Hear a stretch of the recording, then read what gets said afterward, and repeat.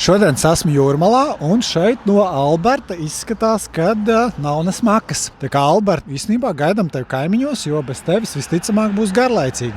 Bet stāsts ne par to, mēs tad jau kādu laiciņu noslēdzām līgumu par telpām Jūrmalā. Tā kā drīzumā mēs iekārtosim šīs telpas, būs nepieciešams maziņš kosmētiskais remonts, tā kā nedaudz ieguldīsimies, pārkrāsosim sienas, noņemsim šīs te ceļazīmes, kopumā atsveidzināsim mazliet mācību telpas, uzliksim visticamāk mūsu smukās kanvas, un pēc tam jau gaidīsim CSDD uz akreditāciju. Tā kā es domāju, ka tas viss mums neaizņems vairāk pa mēnesi, bet kas ir pats foršākais šajās telpās? Tas, ka ārā uz mājas fasādes var uzlikt šo te milzīgo reklāmu.